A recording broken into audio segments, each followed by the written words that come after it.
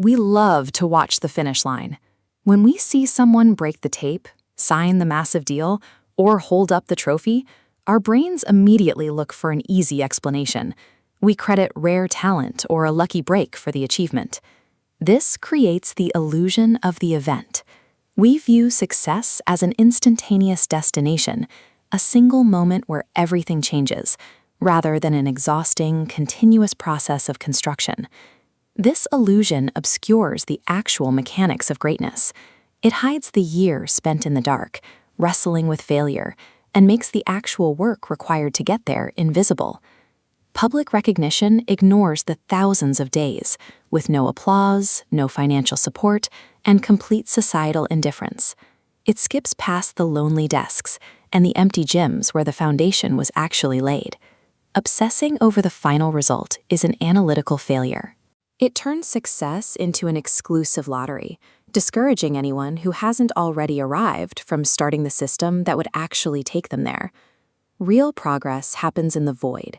It occurs in quiet, isolated environments, where the only movement is slow, incremental, and entirely unobserved. Isolated actions yield zero structural change. One intense workout doesn't change a physique, just as one meeting doesn't build a business empire. These are single data points in a vacuum. Relying on a spark of inspiration is a failing strategy. Human emotion is volatile, and motivation often vanishes the moment the initial excitement meets the first sign of real friction. Even rigid discipline eventually fractures. The crushing weight of long-term isolation and a lack of immediate results can break the strongest willpower. When talent plateaus and discipline fails, the only surviving mechanism for progress is the sheer, stubborn physical act of remaining in the arena.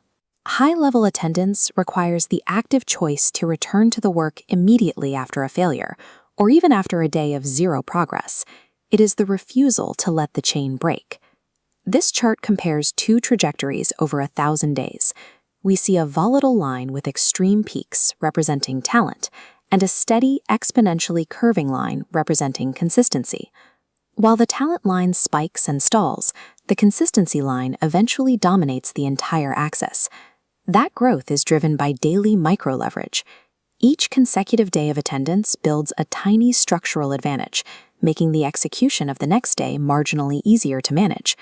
Eventually, a threshold is crossed where external validation no longer matters. You begin operating purely to meet your own internal baseline, creating a foundation that is structurally impenetrable. Success functions like a ruthless attendance sheet. Over time, the cumulative weight of 1,000 small efforts outweighs any single burst of initial capability. When you step back from the daily grind, you see a completed, undeniable body of work. The microscopic struggles have merged into a single, visible achievement. Lacking the answers or operating imperfectly are irrelevant variables. The math of achievement only cares about the number of times you show up to try. The act of showing up fulfills a single, unyielding promise you make to yourself. I will come back tomorrow. There is a tipping point where boring repetition under pressure finally crystallizes. The work stops being a series of attempts and becomes a finished, undeniable body of achievement that the world finally recognizes. This requires showing up in every mood, through every personal battle and across every condition, every single day, without exception. History remembers the people who mastered the ability to return to the work day after day until their presence became impossible to ignore.